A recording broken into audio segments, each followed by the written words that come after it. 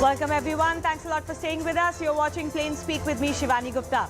In a major setback for the West Bengal Election Commission, the Supreme Court has rejected their plea along with that of the state government, challenging the Calcutta High Court verdict on deployment of central forces in the state during the upcoming Panchayat polls. The apex court believed that the tenor of the High Court order was ultimately to ensure free and fair elections in the state, and it also observed that holding elections cannot be a license for violence. The BJP has lauded and welcomed the Supreme Court verdict, while the TMC maintains that they are confident of winning in the upcoming polls. The Panchayat elections are to be held for a mammoth 75,000 odd seats, and 61,000 polling booths have been set up. The polls will be conducted on July 8th and results will be declared on July 11th. Violence was reported in many districts in West Bengal when the candidates approached the nomination centres to file their papers.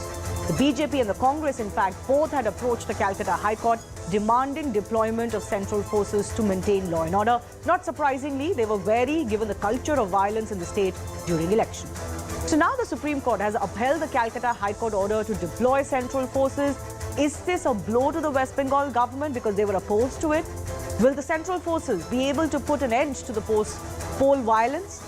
And will we be able to see a peaceful and fair election process? We take those questions to our guests in just a bit. First up, let's take a look at what the Supreme Court has observed during this hearing today.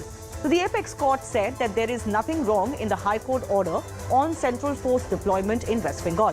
Supreme Court observed that holding elections cannot become a license for violence. This is a pretty damning observation. The top court pulled up the State Election Commission and reminded them that it is their responsibility to conduct free and fair polls in the state along with the state itself. The bench reminded the state EC that where the forces come from should not be a concern to them. Why are they opposing? They wondered the fact that the forces are coming from central government. And finally, the bench concluded that no interference is needed in Calcutta High Court's order, so they did not go into the plea by the State Election Commission or the Bengal government. The big debate that's coming up, with the Supreme Court also backing central forces to be deployed in West Bengal because they were so opposed to it and they almost revealed their cards in the court. Is this a blow to the West Bengal government?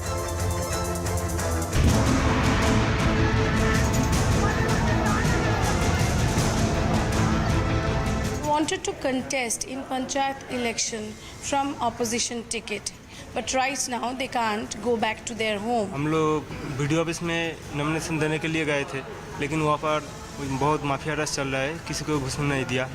वो शेख शाहजहां है, वो किसी को उस video office के पास जाने नहीं दे रहा है।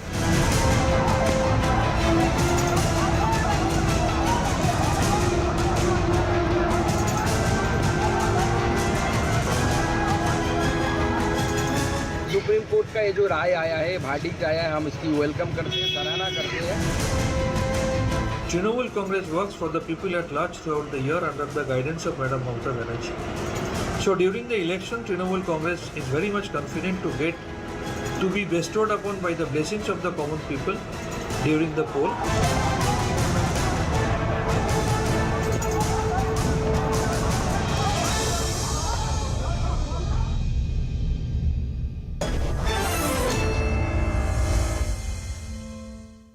Riju Datta of the TMC is joining us. Gargi Nandi Roy is political analyst, leans towards the BJP. Riju, did the state government not make a mistake by opposing the central forces in the first place? Did you not make it very transparent, the fact that you are opposed to central forces in the state during elections? See, we went to Supreme Court. The state government went to Supreme Court as a symbolic protest. Symbolic? Because in other states, yes. And why I will say that, give me the time to explain, please. That when in Tripura there was Panchayat elections and 96% seats were uncontested, the elections were held by the Tripura State Police. Similarly, in Uttar Pradesh, where there were 48% uncontested seats, the election was held by UP State Police. So here, after the High Court given that verdict, we went to Supreme Court as a symbolic protest because it has never happened in Panchayat polls anywhere throughout the country. However, if you But go maybe by the West Bengal's history is such that both the High Court and the Supreme Court felt that there is ample reason for central forces. You can't compare yourself and the history of violence during elections, including Panchayat polls in Bengal, to other states. Okay, now let me explain to you. If just give me the courtesy of time. In 2003, in Bengal Panchayat election during the left regime, around 85 people died. In 2018, in the Trinamool Congress regime, there was 34% uncontested seats and around 30 people died. But in 23, with the leadership under the leadership of Abhishek Banerjee specifically, there is more nominations by the opposition than the ruling government. Out of 7 people, unfortunately, who have lost their lives, 4 are TMC Karyakartas, not opposition parties. And this is the first time in the history of Bengal where the opposition has given 100% nominations. Yeah, There but I has been believe one of violence the in some arguments, pockets which has been Riju, fair played on enough, loop. but this is still more than what other states witnessed. That's my point. And the reason why possibly the court was more inclined to have central forces is because in the past, the state government has asked for help by other states. In other words, accepting they need help, but they're somehow particularly opposed to the central forces. Why is that? Yes, why is that? Because I'll tell you 2 reasons. One reason is because when the last time round, when the central forces were deployed during the Vidhan Sabha elections, and there was 8-phase election in the COVID, there was a small case of violence. There was an incident, yes. Where 4 TMC Karyakartas were gunned down by the BSF. That was the central forces. That was point number 1. And point number 2, even if the central forces come, which I again mentioned, the Vidhan Sabha elections, 8-phase, more than 70 companies of central forces. What was the result?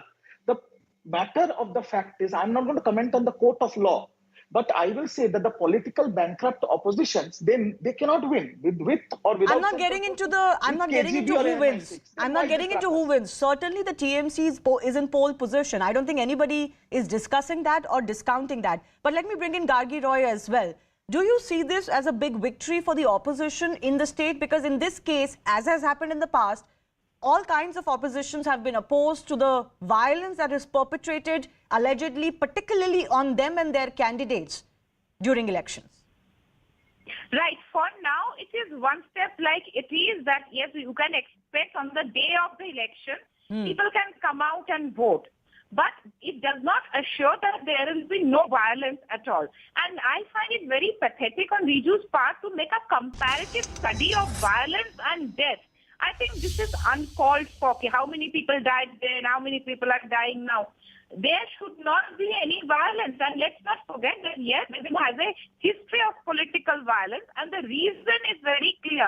Because of abject poverty, this Panchayat is a source of revenue generation.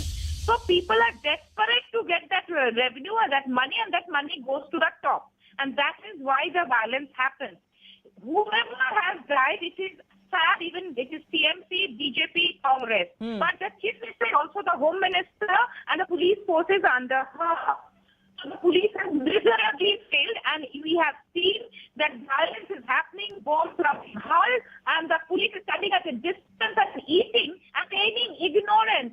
Literally feigning ignorance. When the journalist went and told, can't you hear the bombs being hurled? They're saying, oh, where is the sound? So the West Bengal police have become deaf. So such is the scenario.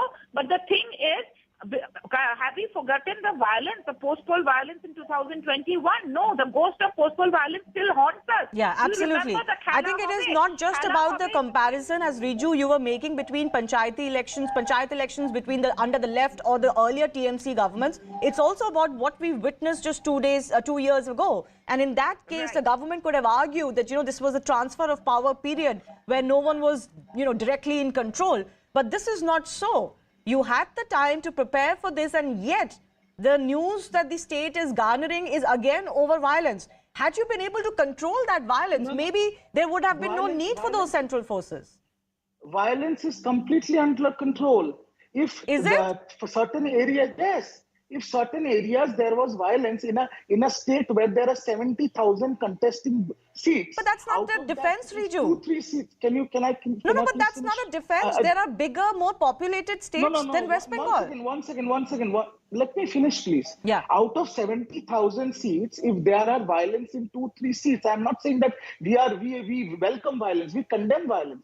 But if there is violence in 3 seats, and that has been played on loop all over the media, not only your channel, every channel. I cannot blame the media, but it has been played on the loop, and it's been painting a bad picture for Bengal. Bengal. अगर बंगाल में आग जल रहा है तो क्या मणिपुर में अमृतकाल चल रहा है? No, but Manipur is a separate situation. During Panchayat elections, it is not normal for even one person to die, Riju. That's the central point.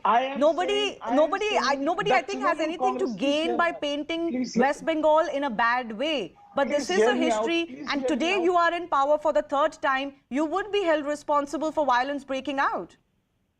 I will only say this. We have been in power for the third time because the people of Bengal has given us that mandate. Yes. And we will be in power for the fourth and the fifth time also. Why? I'll tell you. Because again, I will request your library, your channel library, to dig up the history of Bengal. We are bringing it to a close. We are bringing the bloodshed, the violence, the number of deaths, everything, we are bringing it to a zero. It's a work in progress. The left regime of 34 years have turned Bengal into a battlefield. We are bringing it down. It cannot happen like this in magic.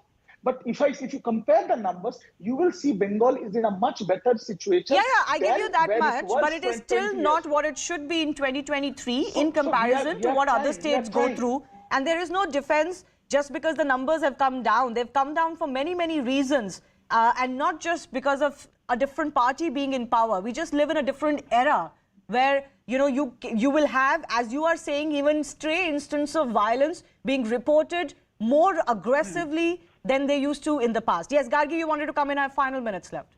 Yes. What Riju is not saying that till now, you know, all the candidates who have filed nominations on the opposition parties, they are being threatened to withdraw their nomination. Posters are put out by the opposition candidates out. Stories, Murshidabad candidate happened. Today what happened in Bhamor, Riju? Today also there has been violence in Bhamor. Today there has been violence in Bengal. You know, the BJP stokies or the people who are not BJP stokies but who act like BJP stokies, they talk like conspiracy theorists. You know, it's cannot do like this. This is democracy. This kind of fascist regime cannot last for long, Riju. These are complete and utter lies, and I find it very cheap politics and disgusting politics. Yeah, I have a final minute left. Can I ask you, do you think there is additional hope that this time there can be free and fair elections? If there is very no free and fair election this time, then Shivani, you have to ask the same question to the Supreme Court and the central forces that will be conducting these elections. No, I don't think that is how it goes. No, Riju, I don't think that is how it goes. It's very convenient for you to say that, but that is not how it goes. Additional steps taken by... Once again, hear me out. You posed a question. Additional steps taken by the Election Commission, by the Supreme Court are needed, and they have, of course, talked about it. That does not mean that because those additional steps have been taken, everything will be hunky-dory. I'm not suggesting that. And they are not responsible if it doesn't happen. But anyways, Gargi, 30 seconds. Yes, do you expect free and fair elections or better than last time? Yes, Shivani, do you know that bike-born TMC goons go make rounds of houses, warning them, asking them not to come out to vote. If the voters don't come out, who will vote for the other parties? TMC will win. And so central forces, only deployment of central forces will not be of much help, because you cannot stop this kind of goons who will threat people not to come out on the election day and vote. Okay, I've run out of time. Many people will not. I've run out of time. Riju, I have 10 seconds. Yes, 10 seconds. Naach na jane angan teda. Politically bankrupt cannot match giving excuses. Okay. TMC is winning, and that's the bottom line. We'll wait and see. Of course, vote percentage is one indication of how free and fair the elections are, but not always, especially not in conditions that prevail in West Bengal. I thank our guests for joining us. Moving on. Lately, overseas Khalistani movements have been garnering headlines for their aggressive posturing against India, even culminating in that attack on the Indian embassy in London a few months ago. India, of course, has impressed upon governments in US, UK, Canada and Australia to not just be wary of these movements on their land, but also help them in catching culprits, many of them wanted in India. What has also caught headlines now is that many of these K terrorists are either being arrested or are getting killed in their respective countries, some in gang actions. The latest being Hardeep Singh Nijjar, who was shot dead at Guru Nanak Singh Gurdwara in the Punjabi-dominated Surrey city in British Columbia province in Canada on Sunday. Take a look at how many K-Force members have either been killed or have been jailed in different actions. The biggest name, as I mentioned, is Hardeep Singh Nijjar, chief of Khalistan Tiger Force, who was shot dead in Surrey in Canada on June 18. He had a bounty of 10 lakh rupees by the NIA. That just gives you an indication of how wanted he was in India. Before that, in a curious case, Avtar Singh Khanda, implicated in the attack on Indian embassy in London, died allegedly due to blood cancer. He was also alleged to have trained Punjab de Waris chief Amritpal Singh. Before that, on May 6, head of Khalistan Commando Force, Paramjeet Singh Panjwar, was shot dead by two assailants in Lahore in Pakistan. He was the most wanted criminal in India, accused of drug and weapons smuggling. This was all following, of course, India's own crackdown on Amritpal Singh, face of the K Force in India and chief of Waris-e-Punjab, accused of pushing separatist tendency in the country. And finally, Baltej Singh, nephew of Satwant Singh, killer of Indira Gandhi, who was based in New Zealand, he was arrested in Auckland on drug-related charges. This is happening at a time when India and its agencies are also pushing an all-out crackdown in India and overseas against the K gang. In a crackdown upon Khalistani groups, 3 cases in the incidents of attack on Indian high commissions and consulates based in London, Ottawa and San Francisco have been registered. This is the first time that India has invoked extraterritorial jurisdiction for investigating offences committed on foreign soil. NIA has also resorted to crowdsourcing for getting information about the accused persons. Several cases have been registered against Khalistani terrorist organizations and groups. But what is also important is that many active Khalistani operatives based abroad have been listed as individual terrorists. Accused persons based abroad are being also declared as proclaimed offenders, and judicial courts are being moved for attachment and confiscation of their properties. Many court-wanted absconders are either being deported or extradited to India due to persistent follow-up with the concerned authorities. Bikramjit Singh, the mastermind of the Taran Taran bomb blast, was successfully extradited from Austria in December 2022. Meanwhile, propaganda by various terrorist groups, especially pro-Khalistani elements, is also being handled effectively by getting anti-national URLs blocked by Ministry of Information Technology. What we're discussing up next is, with so many of these individuals either dying, getting killed or being arrested, is it now finally endgame for K4? First, I want to go across to my colleague Siddhant Mishra, who's been tracking this very closely. Siddhant, give me a sense of how the Indian agencies are looking, because surely a lot of these individuals being neutralized in whatever is happening must be a blow to the international ring of the K gang. Well, that's right, Shivani. So absolutely, the numbers that you have put out, with regards to the killings that have taken place, or maybe a Khalistani member dying in London because of the prolonged illness. Then obviously, other member, the nephew of Balwant, the nephew of the killers of Indira Gandhi, were caught in narco case in Auckland. So now, Shivani, these people are involved in narco-terrorism. They are also related to a lot of terrorist activities. And Shivani, there is a lot of infighting within these groups, because these groups are mushrooming with each passing year perhaps, and the countries like Canada are sort of endorsing these groups and perhaps not taking action, because the Prime Minister like Justin Trudeau, his government is dependent on the support of the party which supports the Khalistani groups, and perhaps Canada has become a den for all these K group members. The groups are mushrooming, the members are mushrooming, and also, Shivani, the gangsters like Goldie Brar, who are conspiring to kill people in India, are also sitting very comfortably in Canada, and likes of him are operating freely from Canada on the name of free speech, on the name of democracy. So there is a lot of infighting. Also, Shivani, last 1 year we have seen aggressive campaign. Why? Because of the Amritpal. So when there is aggressive campaign, there is also excess flow of money to these organizations. There is more fundraising, and when there is more fundraising, there is more infighting. Okay. And that is the reason that the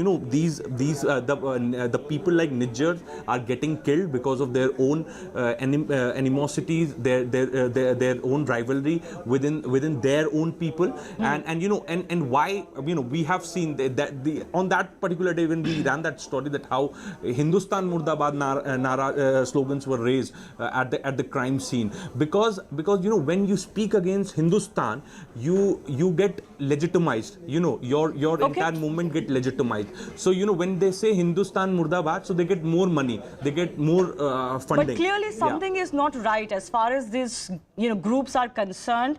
And we'll wait and see, you know, how the Indian agencies also react. Siddhant, I appreciate you joining us. Let's also take this to our special guest joining us.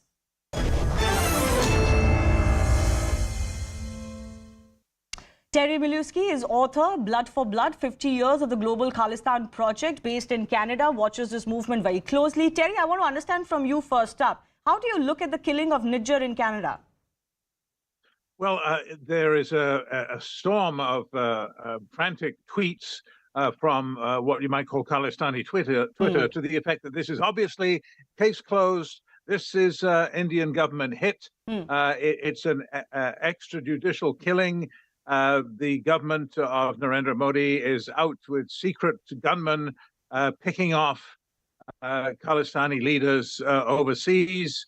Can't you see it's happening everywhere? Well, here's the problem. As I see it, this is much more likely. We don't have a lot of facts yet, and I'm going to speculate a little bit, but this theory is not entirely uninformed. My theory is that this is more likely to be a grubby little gangland squabble between rival gangsters in British Columbia. It's not, to my way of thinking, it is not a clash of titans, men of history, revolutionaries, liberators of their people on their way to founding a new nation called Khalistan, who have been terribly rubbed out, eliminated by the state of India. Rather, there was quite a long trail of disputes between Ripudaman Singh Malik, the financier of the Baba Khalsa, the financier of the group, in other words, which organized the bombing of the Kanishka, the Air India Flight 182 in 1985, and Nijjar himself, who has been accused of many crimes.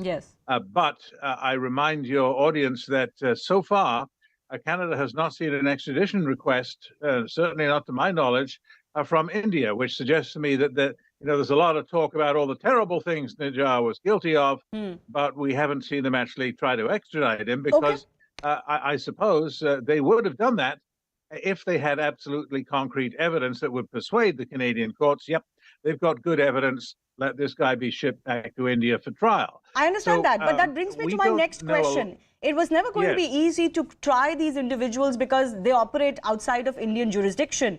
But what is it that is happening within Canada? I want to understand from you, because the sentiment here is, and recently External Affairs Minister was on record to say that Canada is sheltering such elements. You know, that Indira Gandhi assassination tableau was paraded on the streets of Brampton. Is there a rethink of how dangerous these Khalistani elements are for Canada itself?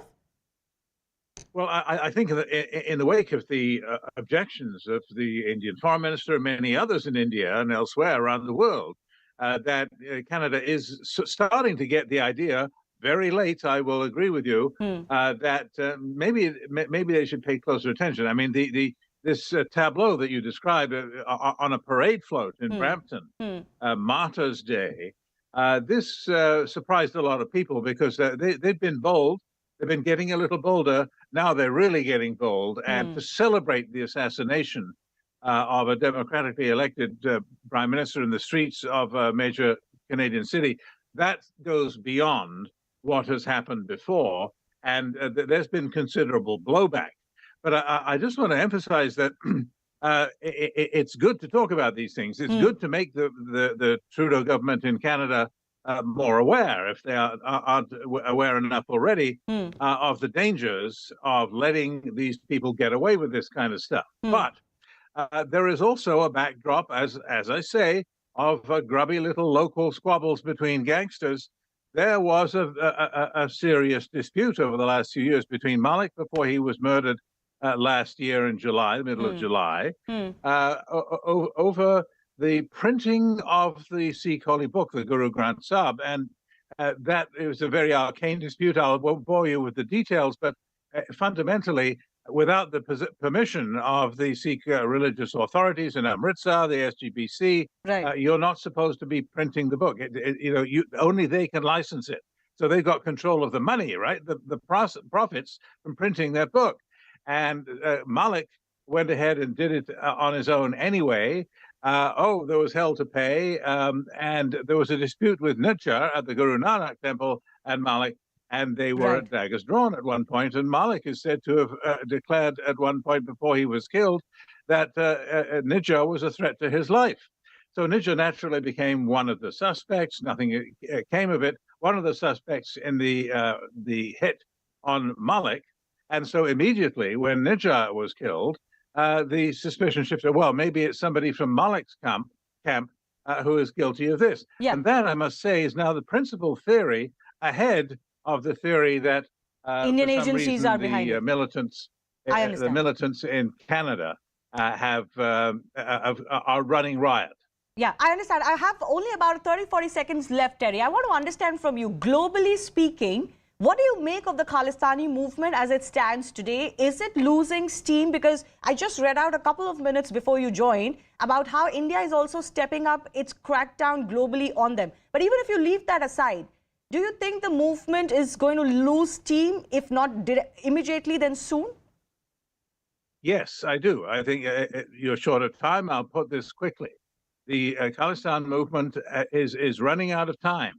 The old guard is getting old, and the new guard, they're involved in organized crime. They're going the wrong way about starting a new nation and attracting new followers. And the fatal mistake they've made is by worshipping and glorifying the mass murdering terrorists like the Wunda Parmar, the Air India bomber, Yes. and treating them as heroes. That's not how you're going to gather new followers. And I think it's a fatal error. I think the Khalistan movement is dying out, but we are seeing its death throes right now, and it's not pretty to watch. All right. Terry Miliuski, thanks a lot for bringing us your perspective. Always a pleasure to have you on CNN News 18. Thank you. With that, we're slipping into a very short break. On the other side, we will get you the latest in the build-up to the Prime Minister's visit to US. The state visit that everyone's talking about. The mega coverage continues on CNN News 18.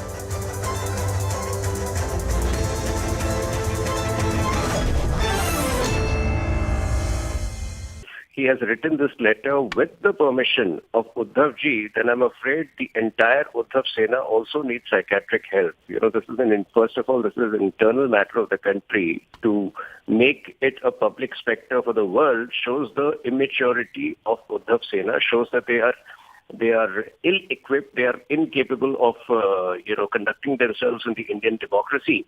Today, NCP will be protesting in Pune to mark Traitors' Day. Now, Shiv Sena UBT MP Sanjay Raut has written a letter to UN saying that June 20th should be declared as Traitors' Day, and NCP will also be holding a protest in Pune to mark Traitors' Day. Now, the Shiv Sena Uddhav Thackeray camp has been speaking about it for the last 2 days. In fact, Uddhav Thackeray had said that after the foundation day of the Shiv Sena, which was yesterday, is the Gaddar Day, that is today. On June 20 last year, remember, Eknath Shinde and some MLAs had gathered at a hotel in Surat to break away from the Mahavikas Aghadi government. CNN News 18's Mumbai Bureau Chief Vinya Deshpande is joining us on this story. Vinya, a very good morning to you. Could you give us more details about this demand that has been raised by the Shiv Sena UBT for declaring June 20th as the Traitors' Day? A very good morning to you. In fact, we have seen that politics over this has been raging in Maharashtra for the last few days, especially on the background of the 57th Foundation Day that was celebrated yesterday by factions claiming to carry the true legacy of the Shiv Sena and of Babasaheb Thackeray. Now, in view of that, we have seen in the last few days, the UBT faction has kept on having a Eknath Shinde, saying that it was, the Traitors' Day, which was to be celebrated after the Foundation Day, which was on the 19th of June, because ostensibly this was the same day when a bunch of MLAs, along with Eknath Shinde had in fact on the sly moved to thereby bringing down the government thereafter and changing political equations in Maharashtra almost permanently. So on that background, today several protests have been lined up. In fact, planned protest which is going to take place is the one that is going to be held by the NCP in Pune, but in Mumbai as well. At several locations, police bandobast has been beefed up. May it be Worli, may it be Dadar. It is likely that the Shiv Sena UBT faction as well might protest in order to mark today's day as the Traitors' Day. Meanwhile, Shiv Sena UBT faction member of parliament Sanjay Raut has tweeted early morning today saying that this is a public demand that he has now written to the UN seeking that 20th June be declared as World Traitors' Day. This is ostensibly on the background of the recent fight between the two parties we had seen where Eknath Shinde and his team had boasted about the kind of international reputation that Eknath Shinde has with respect to his work schedule and how internationally several leaders were amazed by his efficiency. And so was there a slamming of Uddhav Thackeray as internationally being chosen as one of the best chief ministers when he was the chief minister. So on that background now, there is this fresh war of words that has erupted. We have seen Sanjay Raut put out a fresh tweet saying that today's day should be marked as World Traitors' Day in view of marking the day when all these people went away. So the war of words between both the factions continues. Today we might see some protests in some parts, especially in Pune at least, where the NCP has a stronghold. NCP itself is going to hold a protest. Later in the day, we might see protests in Mumbai as well, but there is no official word on it as of now. But continuing with the war of words, both Uddhav Thackeray as well as the NCP have said in the last few days that today is ostensibly the Traitors' Day because today was the day when Eknath Shinde, along with a bunch of MLAs, had jumped fences and had gone to Surat. Back to you. Also, Vinaya, do we have any reaction from the Shinde Sena on this Traitors' Day remark? Well, for the last 2 to 3 days, these remarks have been, and that is why we have seen that Eknath Shinde himself, while in his address on the Foundation Day, had spoken about it. Today, as such, there is no fresh response. This is not a fresh war of words anyway. For the last 2 to 3 days, we have seen these kind of reactions go on and off. And to that, Eknath Shinde and his faction have also responded, slamming Uddhav Thackeray and his faction, saying that, we saw even on stage yesterday, Gajanan Kesar spoke about it, saying that they should not really be called traitors because the reason why the previous government came down was not because of anybody else, but because of the kind of troubles that the Shiv Sainik faced at the hands of the NCP, which was taking away and extracting all the funds as well as not giving any prominence to the Shiv Sena. And that was the main reason why the MLAs who felt stifled while sitting in the Mahavikas Aghadi had to actually leave, and that was the main reason that should not be neglected. So we have seen response on this jibe come up from Eknath Shinde and his faction for the last 2 to 3 days. As of today, after Sanjay Raut's tweet, we haven't yet seen any response from them. Back to you. Also, Vinaya, how is this going to impact the Shinde Sena's image, given that assembly polls are also around the corner next year that are going to happen in Maharashtra? So how is this going to impact the party's image? Well, we have seen that internally surveys that have been conducted by the Eknath Shinde group do not see...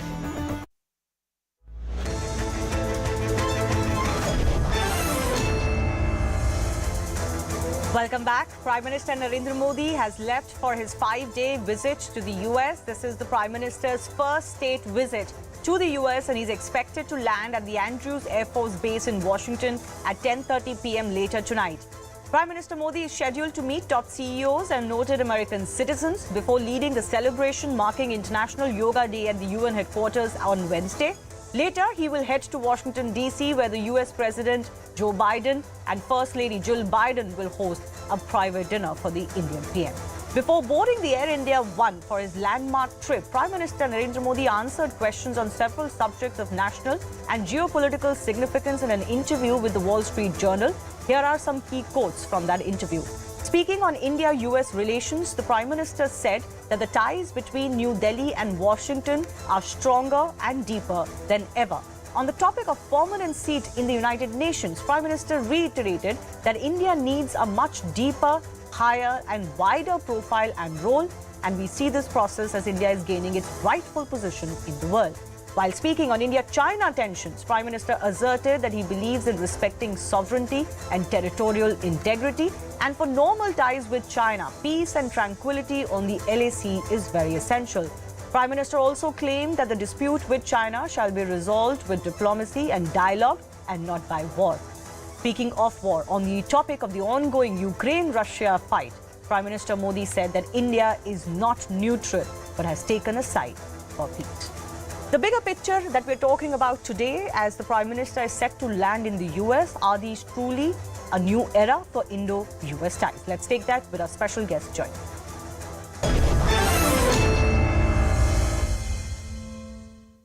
Ambassador Atul Keshav, former ambassador of US to India and president, US-India Business Council, is joining us. Atulji, very thanks for your time. How different do you think this visit of the Indian Prime Minister is to the US this time? Not just for Narendra Modi, but for any Indian PM.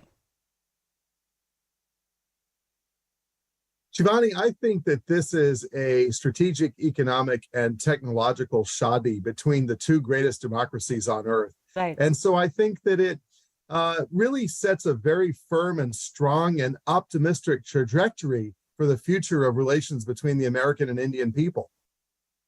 Okay. Like, we keep talking about how Indo-US relationships are going a notch above or higher every year. So how do you read this relationship? Are we truly in a new era of this relationship between these two countries? And if so, in what sense? Yes, I think we are in a new era. When I came to the relationship back in 1994, when I joined my federal career, there was a lot of acrimony, if not outright hostility, between Washington and New Delhi on many different things. Over the course of the nuclear deal and much effort since then, I think we have really built out a truly mature and important and mutually relevant relationship, strategically and, of course, now economically and technologically. What is interesting to me with this visit is that we are, both sides are avoiding the rancor of the past, you know, the sort of, oh, you did this in 1960, whatever, and you did that in 1980. These things are in the past. And so I think it reflects a real maturity in the US-India relationship that allows us to build a very strong foundation going forward. So yes, we are in a new era, and it's an era marked by strategic, economic, and technological equations. You talked about the rancor of the past. Now, there is some criticism in India that while the administration in the US is looking at India differently and positively, there are some sections that continue to deride India, including sections of the media. So is there a dissonance in the way the American government and establishment is looking at India and how some other interest groups do? Well, the fantastic thing about free nations is that people can speak their opinions and suffer no recriminations. And I think that's true in India. It's true in America. Ours are free and open societies. And our governments have decided that whatever may have been in the past, we have a bright future of convergence ahead of us. I talked about the strategic, economic, and technological shadi. The fact of the matter is we have shared strategic apprehensions about what's going on in the Indo-Pacific, and therefore we have shared strategic convergence in the Indo-Pacific. So if you look at the initiative on critical and emerging technologies that we launched at the U.S. Chamber with both governments, if you look at IndusX, which is the defense startup collaboration that we're launching tonight and tomorrow at the U.S. Chamber, we are fully supportive of this convergence, strategic, economic, and technological. Look, we can just say in the past and we can focus on our pain and hurt and recriminations, or we can look to the future. My view on this is if we just sit mired in the past, the only people who'll be happy about it are our shared enemies and adversaries. And if we look to the future, then our enemies and adversaries start to get very nervous. So my view is Delhi and Washington for the win, free people for the win, free societies for the win. Well, one could argue there are some adversaries and enemies that are already getting a little, they're getting furrowed eyebrows. But I want to ask you about the economic and business ties that you mentioned. How do you see India and US advancing in this regard? Because, you know, this is an area you work very closely in. What is it that you're looking forward from this visit? Shivani, I'm very optimistic. I want to see really strong progress in semiconductors, electronics ecosystem, fabless ecosystem. I want to see big defense deals, energy deals that bind our two economies even closer together, energy transition deals. I want to see movement across the digital economy to make the United States and India even more of the prime movers in the global digital economy. There is so much that we can do between us if we have deal flow in both directions. Your companies and investors coming to America, our companies and investors coming to India, millions and millions and millions of people working happily in the most advanced companies on earth, American and Indian. Look, the companies in my membership represent trillions of dollars in market capital, millions of employees, immense technological and managerial and environmental sophistication. These are companies that can help change the world and lift hundreds of millions of people out of poverty and give them better lives and greater choice. I am bullish on what we can do together if we get past the past and look to the future. Okay. My final question to you. The Prime Minister has given an interview to the Wall Street Journal where he said that I present my country to the world the way it is and myself the way I am. I want to understand from you, having been in India and of course worked in the US, how is Mr. Narendra Modi being looked at in the US?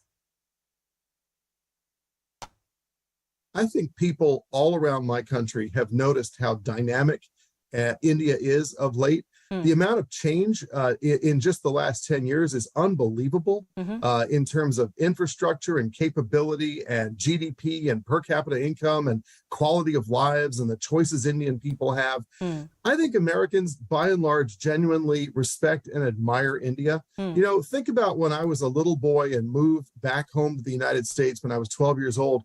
I was the only Indian American kid in my hometown that I could see. Nowadays, every American knows the words karma and yoga and dharma. And I think these are India's great contributions to the world. Indian civilization is a very bright civilization. Indians contribute to the strength and happiness of countries all around the world, including the United States. The genius and power of India is, I think, a good thing in world affairs, especially when you contrast it with some of the other great powers out there that are frankly in no way offering a good way forward in world affairs. So India is a bright light and Americans feel very happy about India. And that's why this state visit by Prime Minister Modi is a really big and happy deal. Again, a strategic, economic and technological shadi. Right, a wedding. Strategically, economically and technologically. Thanks a lot, Ambassador Atul Keshav, for joining us. Let's hope as he said, the Indo-US ties continue to go a notch higher and higher. I also want to cut across to Managing Editor Zaka Jacob, who's joining us from the US. Zaka, good morning to you. And I want to understand from you, this being the state visit for the first time, how is the build-up different this time than previously when Narendra Modi has visited America? All right, good morning to you, live from Times Square in New York. This, they say, is the most buzzing place on the planet, and you can see why. It's, about 10 o'clock in the morning here, and already there are tons of people across. You can see the iconic Times Square building right at the corner of my right hand. So you can see how it's busy, morning hour, rush hour traffic as people are making their way to work. In about 3 hours or so from now, Prime Minister Modi will be landing in the US. He will, of course, be given a welcome by the Indian American community here in the hotel that he's staying here in Midtown Manhattan.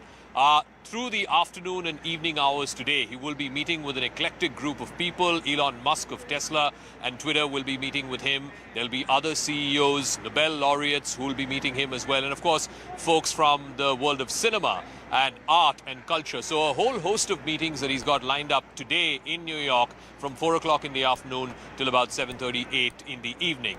Tomorrow is the other big event here in New York, International Yoga Day, and Prime Minister Modi will be leading the Yoga Day celebrations at the UN headquarters, which is in Turtle Bay, overlooking the beautiful East River.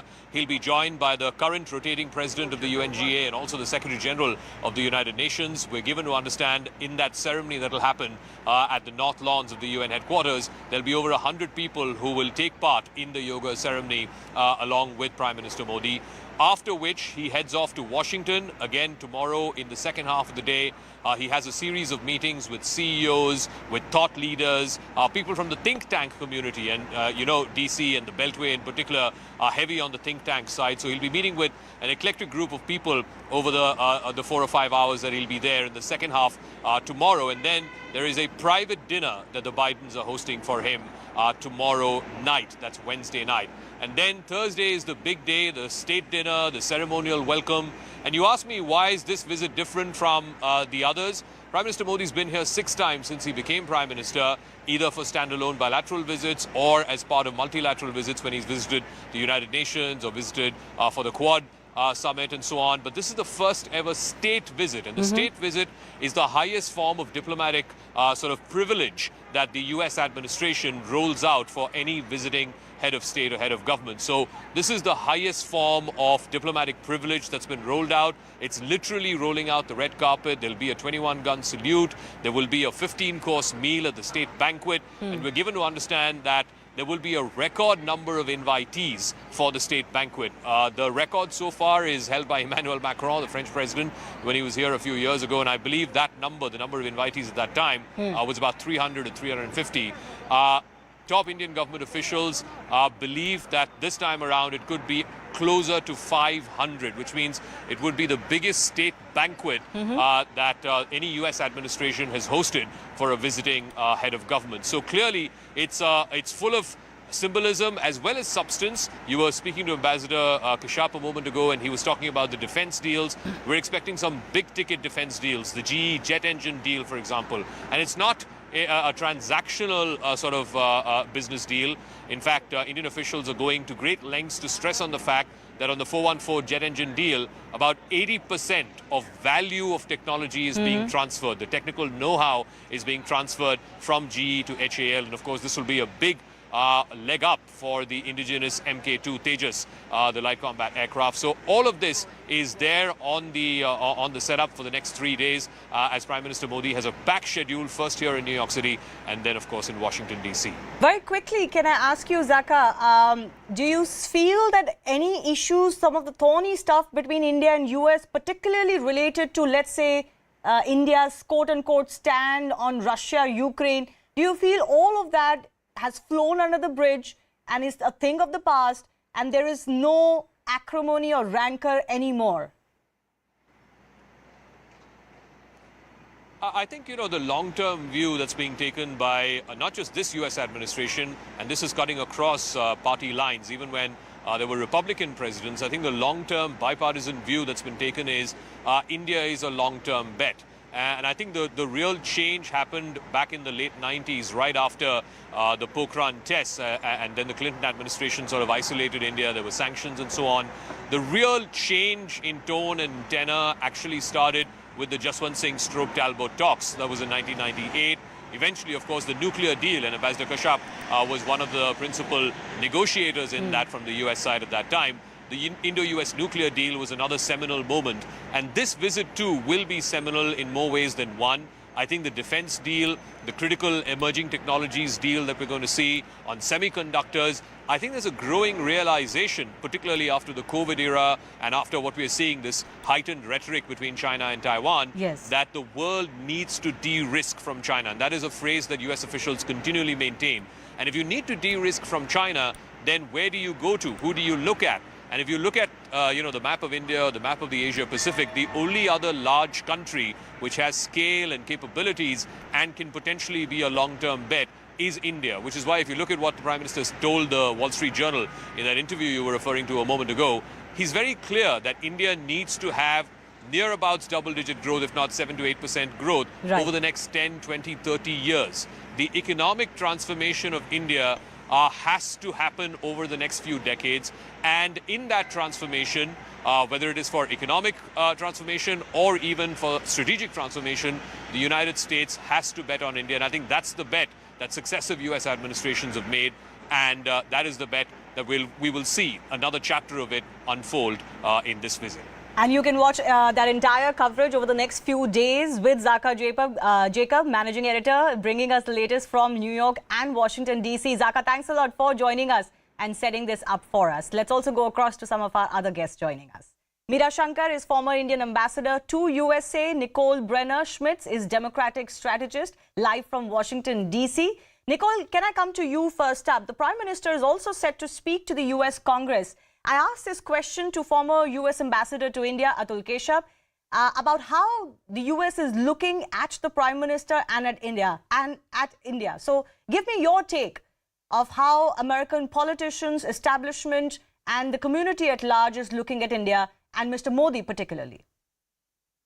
Yeah, I mean, look, this is one of the events that we will see that is going to be bipartisan. Both Republicans and Democrats are excited for his visit, excited to hear what he has to share in his address, and excited for the possibility of the deals that are going to be made. I think one of your previous guests talked about the defense negotiations that are going to be going on, and that is something that Congress is clearly very interested in, and this has a lot of potential for even further strengthening of this relationship between these two countries.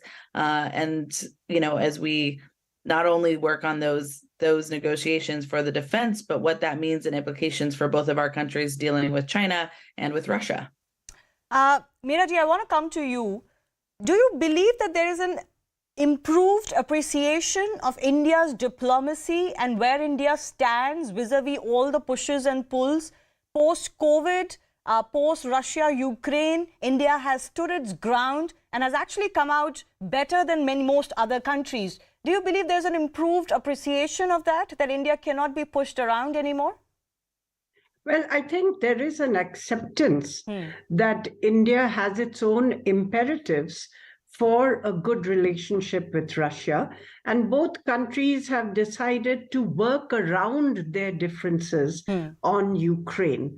And I think that has been helped by the increasing strategic convergence between the two countries, because the US has decided to prioritize the challenge from China and its strategy in the Indo-Pacific as far as India is concerned, and work around the divergent perspectives on Ukraine.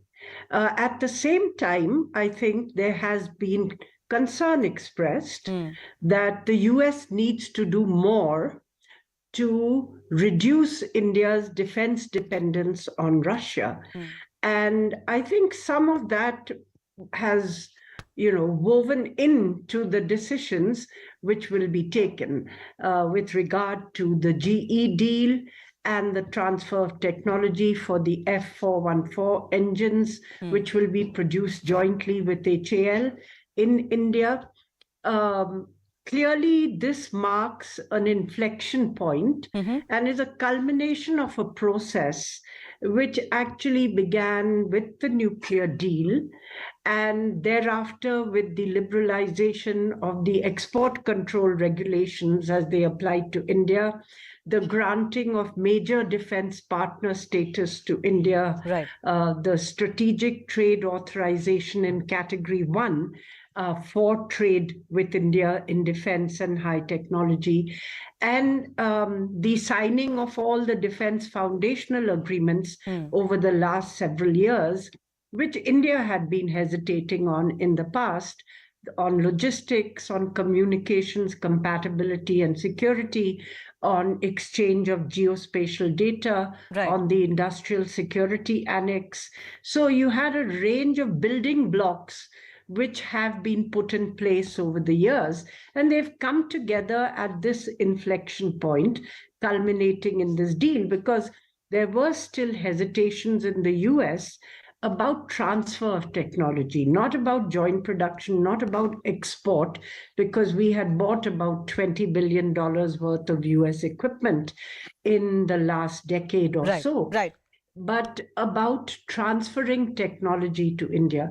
And all these building blocks, plus the growing strategic convergence between the two countries in the Indo-Pacific, in a sense, provided the driving motor to propel the relationship forward. Absolutely. A lot has happened in the last 5 years alone for lots of countries to reevaluate the direction that their relationships are going to take.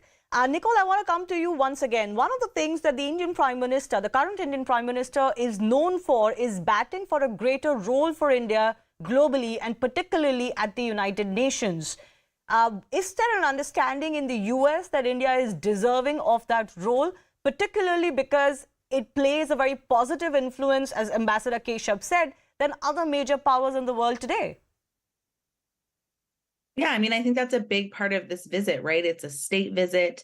It's got a lot of potential for the growth in the relationship. And I do think it's going to be important to see how much more does the US and India do together, and what does that mean for maybe a little bit less of a leaning on Russia in the future for India. And part of what the US can be a part of is a greater role for them in the UN. So these are all of the dynamics that are on the table for this week, but it's going into with a positive attitude, right? I mean, this isn't a terse, tough, like all sides digging in, big negotiation going to happen. It's a welcoming conversation. It's a how can we grow and build and develop and line up on our common interests conversation to have, and a celebration of a lot of what Indian culture has brought to the US, right? This, what you were talking about earlier with even like the Yoga Day in New York, but so much more than that. And, you know, what we're seeing too in Congress, seeing more Indian Americans elected, but we're seeing a lot of the influence of that Asian Pacific Islander Indian caucus and their political action committees start to grow in power as well. So, you know, we're seeing that political influence becoming greater and bigger, which is coinciding with this visit.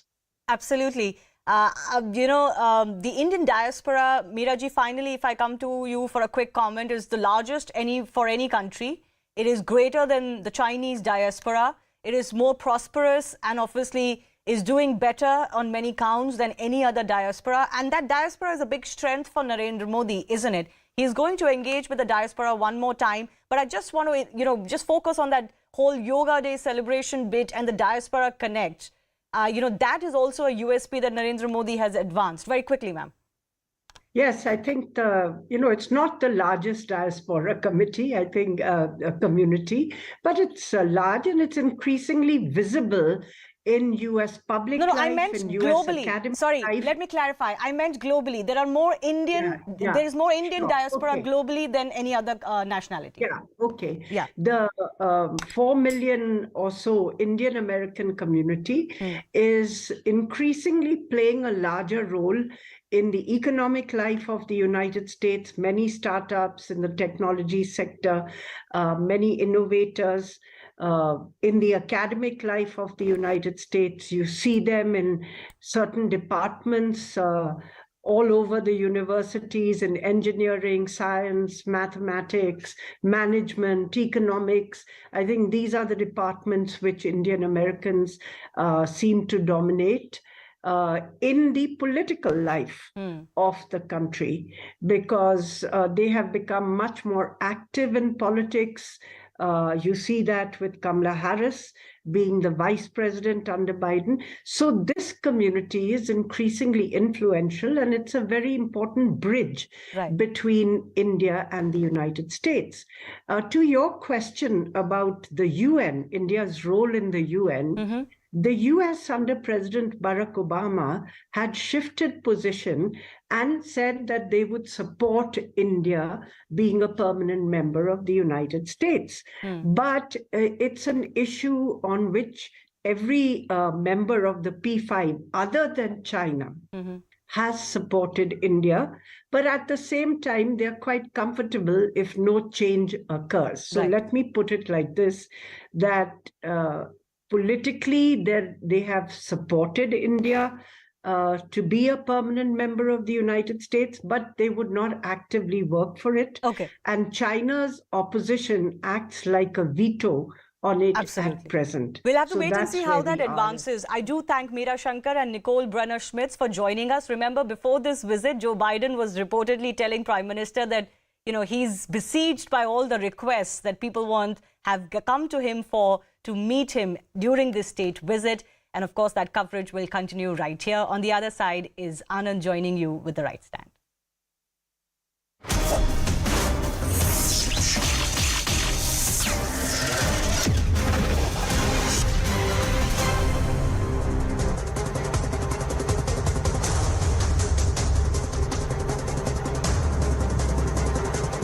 Namaste, Jai Hind, and welcome to this edition of The Right Stand. I'm Anand Narsimhan, and we begin with news coming through where there